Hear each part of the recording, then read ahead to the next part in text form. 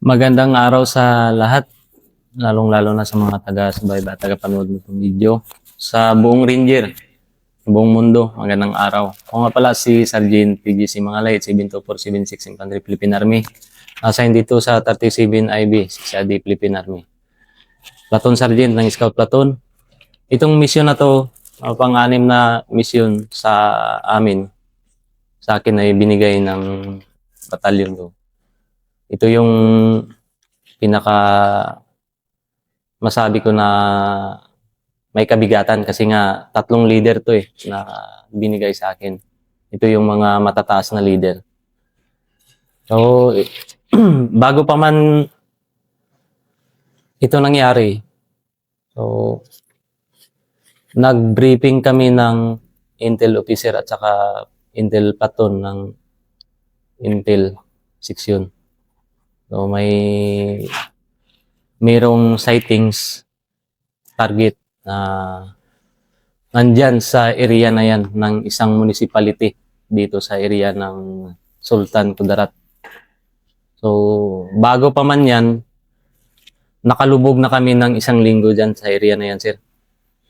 1 linggo na lubog kasi nga inaabangan namin na magdaan.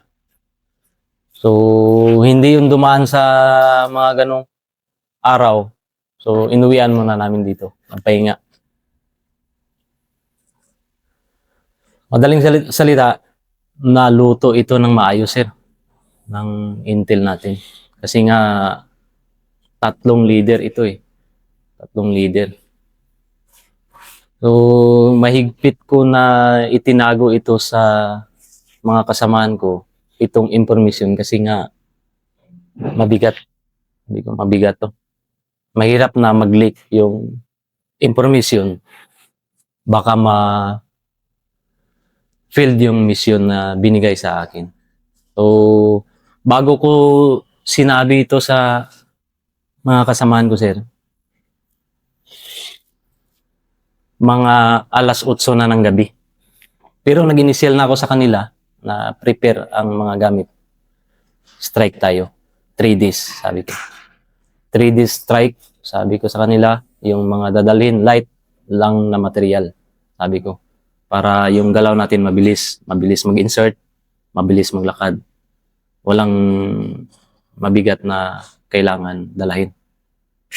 So, on the spot, pagka alauna, jump off kami, sir. Madaling araw. Jump off, galing dito, papunta doon sa LDLC, sa Gold Charlie na binigay sa akin, doon sa posisyon ng kalaban, kung saan doon sila dadaan sa posisyon na yun, sir, na binigay sa akin. So, naglubog ako doon ng 3 araw, sir. Malapit yan sa sitio. Malapit sa sitio, maraming tao yan, malamang. Sabi. Kasi yung area na yun, may farm, sir. May mga kapihan yung area na yun. So, sa 3 araw na yun na paglulubog ko, sir, unang araw pa lang, sabi ko, mahirap talaga. Sabi ko, baka makompromise ako nito. Kasi napaikutan ako ng sir, ng mga kabahayan. May posibilidad na baka magbaba yung tao. Maasa pa naman, sabi ko. Burn out tayo nito, sabi ko. Ganon pa man, sabi ko sa mga trupa, maintain yung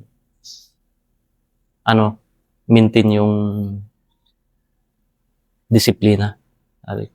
Kung ano yung mga ginawa natin fast na mga encounter, kung ano yung mga disiplina na ginagawa natin dito, gawin natin.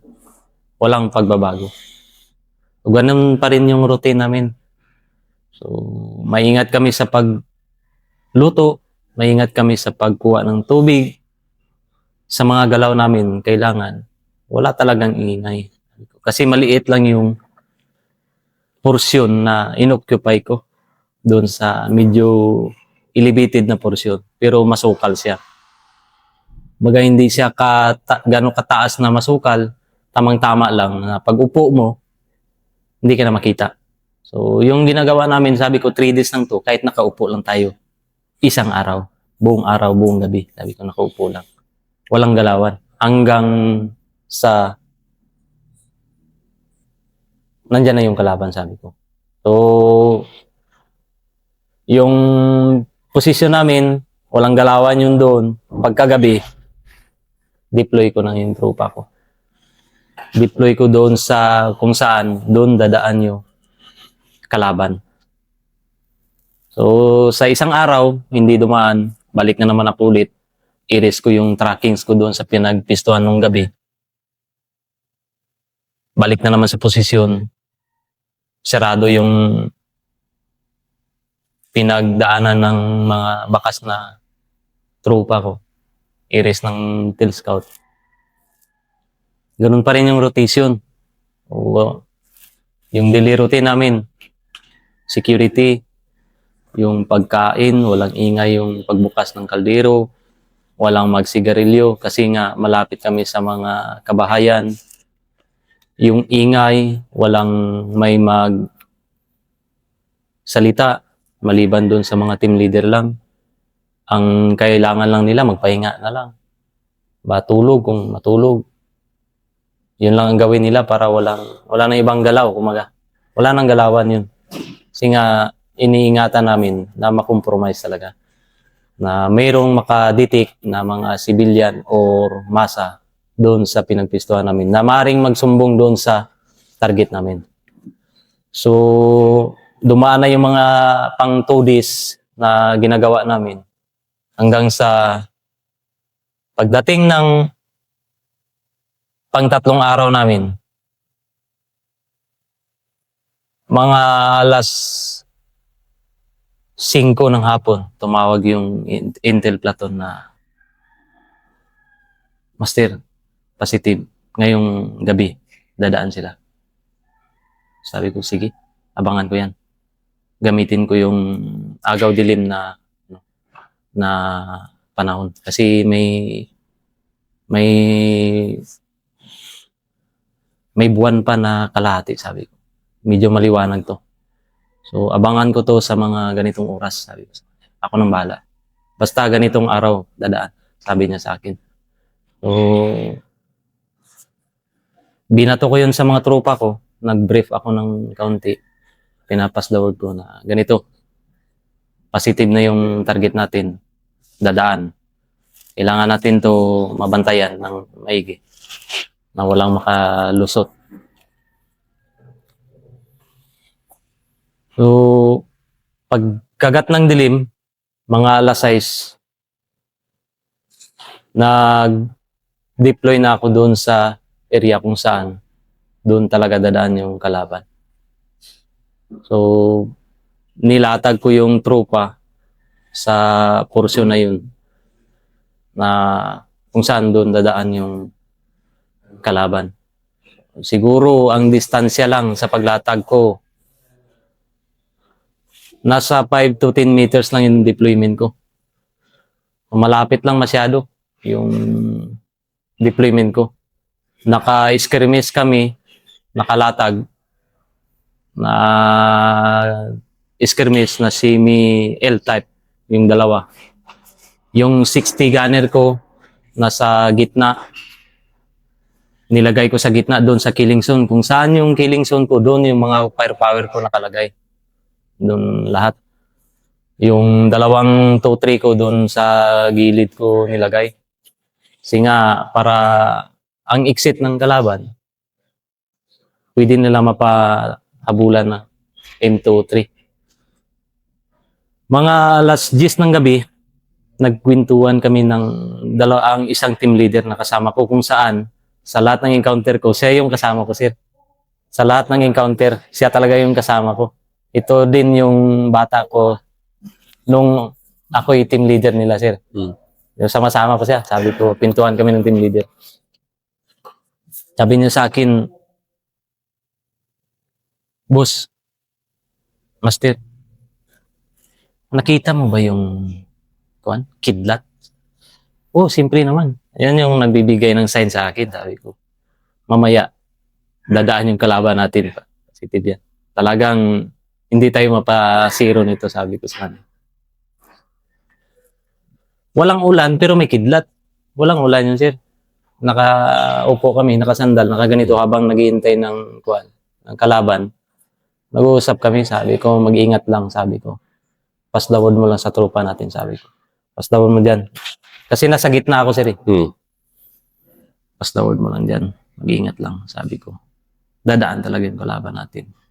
Hindi na yan magdadalawang isip sila na dadaan dito sa harapan natin. Meron talaga tayong kakatayin nito, sabi ko sa kanya. So, tuloy-tuloy yung kidlat. Yung makikita naman sana yung video. Pagpatak ng alas 12 ng gabi, ano na kami, sir. Medyo naputol na yung kwentuhan namin. Bumungad kagad yung 3 ilaw doon sa may kurbada, papunta dito sa amin. Kasi yung deployment ko, kung approaching sila, makita kagad. Pag ang paglakad nila, dito talaga yan sa harapan namin. Killing zone. Galing dito sa harapan, pag ganun yung lakad nila sa amin. Sabi ko, kalaban na yan. Nag-iilaw, sir, yung lighter. Nakita ko kagad yung buka ng M16, yung leading nila. Pero 3 tao pa lang yun, sir. Sabi ko, ganun pa rin. Ako yung kailangan mauna. Sabi ko. Ako yung reference nyo. Kasi nga, hindi tayo pwede magsabi na fire. Kasi pag sigaw ko ng fire, marinig nila yan. Baka ano yan. Sabi ko, yung reference nila yung putok ko. Saka kayo magsabay. Sabi ko, alert. Kalaban na yan. Sabi ko, alert na. Bumungad na yung 3, sir. Nasa 70 meters na yung kalaban. Sabi ko, malapit na yung kalaban na yan. Sabi ko, hindi bababa pa naman sa 16 sila. Nasa 18. Ang briefing sa akin, sir, yung leader, yung mga tataas na mga leader, nasa 6, 7, pang 7 or 8. Basta simula sa 7, paakyat, nandyan yan sila, nakaposisyon. Yung 3, magkakasunod sila? Magkakasunod na yun. Doon yung mga leader. Yun yung ang briefing dito sa akin ng platoon sergeant ng Intel. Sabi ko, antayin nyo yung putok ko. Kasi nga dito ako sa killing zone naka-plaster, sir. Kumbaga sintro talaga. So walang problema, sabi ko, kung hindi natin yan maubos. Basta matumba lang natin yung target natin. Yun yung mga initial briefing ko sa kanila, sir. So, nag-itik-itik yun, sir. Simula sa 3, advance. Hayaan na yun, sabi ko yung 3. Sabi ko, ligtas na yan. Sabi ko. May pagkakataon pa yan, sabi ko, na makaisip. Pero yung 3 na yan, sabi ko, hindi yan makakalayo ng 70 meters or 50 meters, sabi ko, estimated. Kasi nga, gabi. So, yun na. Sunod-sunod na yung 4. So, 7 na. 7 na. Sabi ko, dito na yung main body. Sabi ko, nandito na yung main body. Sabi ko sa, ano ko lang ba? Dito na yung main body, sabi ko. Di gising, siyempre gising naman yung trupa. Nag-aantay lang talaga. Kasi nga, nandyan lang yung sir, 5 to 10 meters na yung layo ng kalaba. Nandyan lang sa harapan. Timing na yung 3 leader nasa pang-8. Paano mo alam na yun yung 3 leader? Kasi nga doon sa briefing namin, sir, yung leader nasa pang-8. Pang-3 shuttle, kumbaga, sir, na grupo. Kasi nga yung titipis nila, mauna yung 3, sunod yung 4, sunod naman yung 4. Ganon, sir, nagkakahiwalayan sila. Hindi itik-itik na Na sunod-sunod. Sunod, hindi ganon. Oo, sir. So, nag-una yung 3, tapos yung 4 ang nagsunod. So, pang-7 na yun, na tao. Pero hindi pa nakakalayo yun, sir. Nasa, ano pa lang, 15 meters pa lang yung distansya nila. Timing yung 3 na yun, nandun talaga umistambay sa harapan. Sa harapan ko, sir. Sabi ko, ito na. Ito na sila. Sila na yung mga leader. Kasi nga, magpapakatay talaga.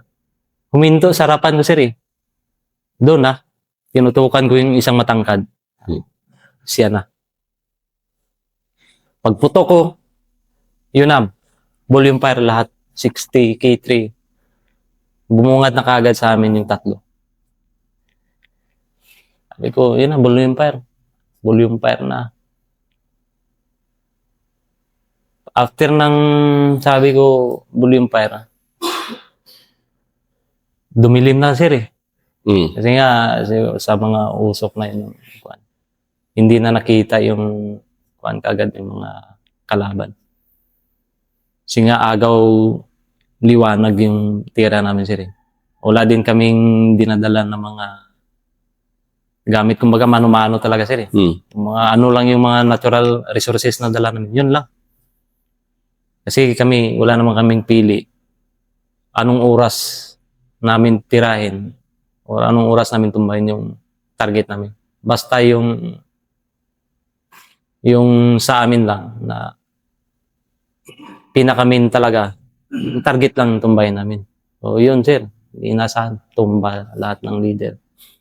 Bumungad kasi sa doon talaga sa harapan ko eh. Yung sa may dalawang wounded,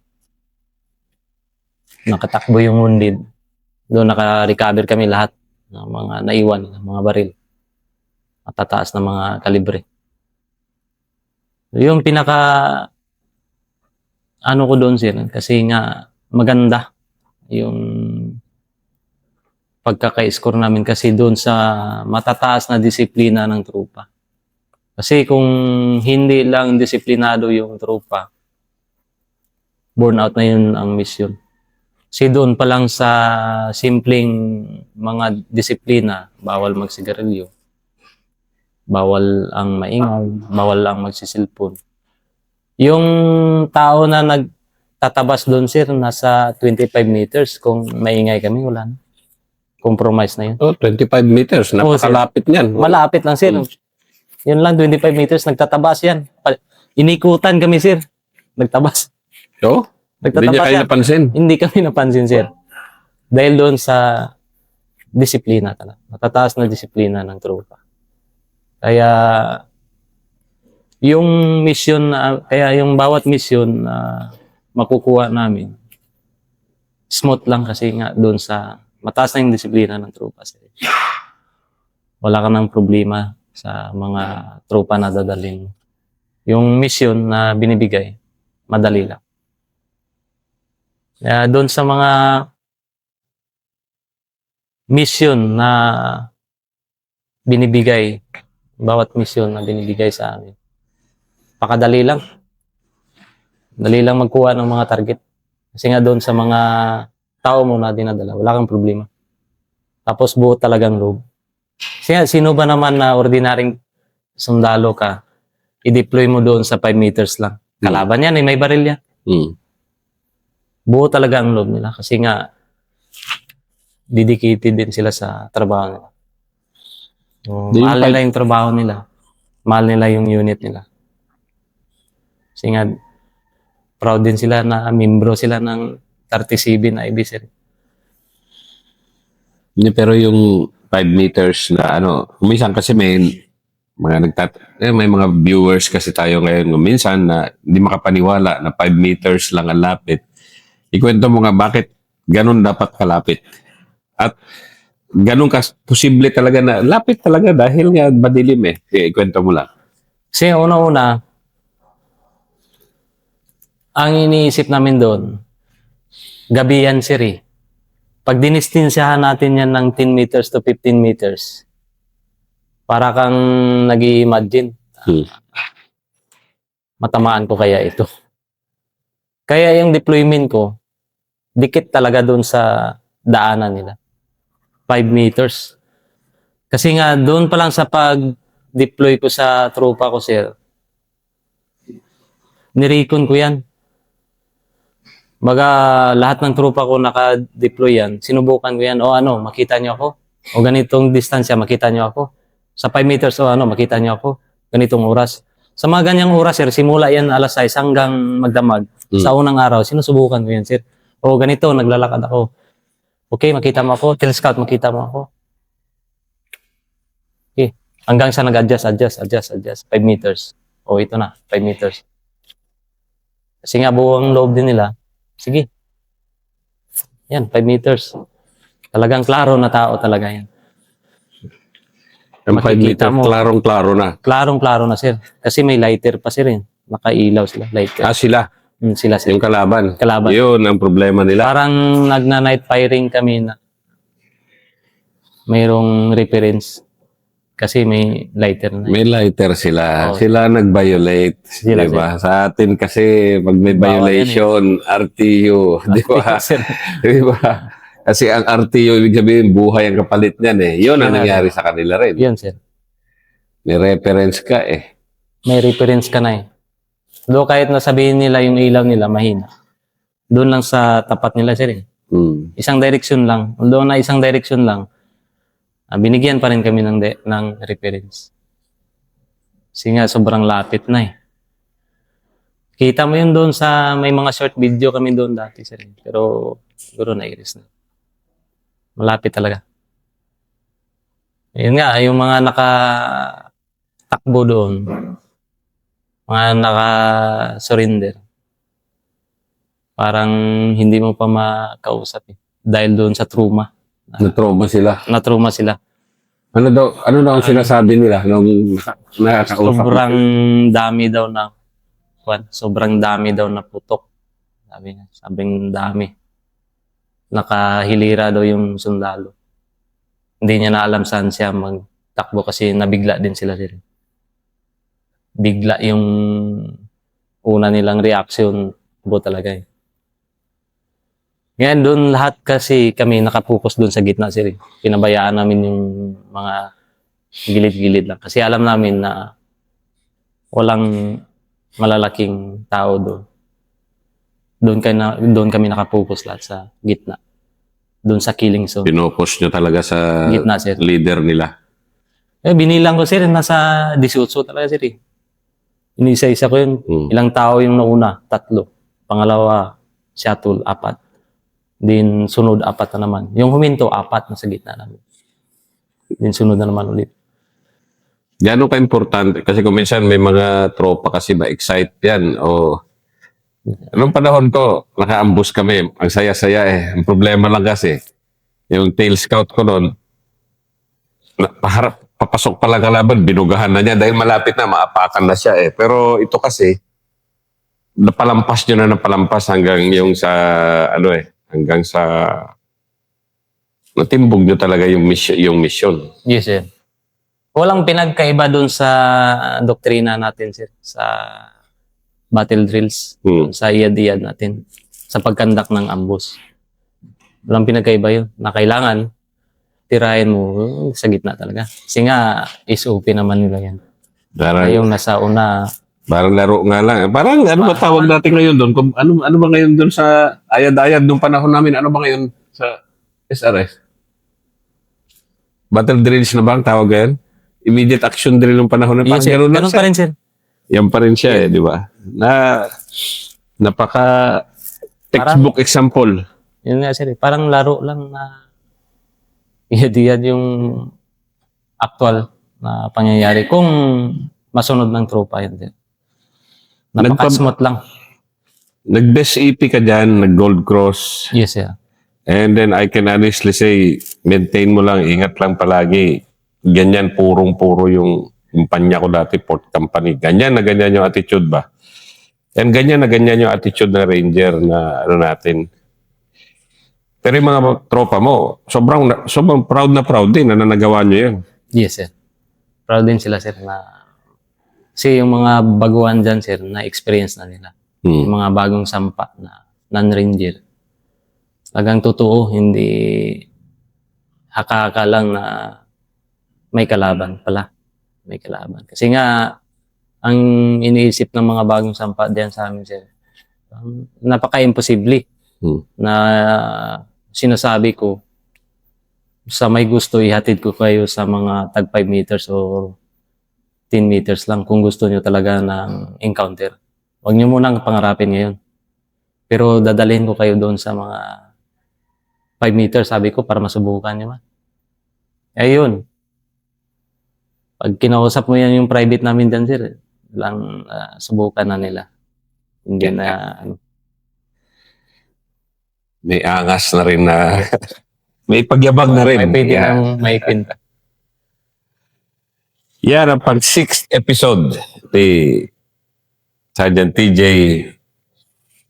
Mangalay, 37 IB, Scout Platoon Sergeant.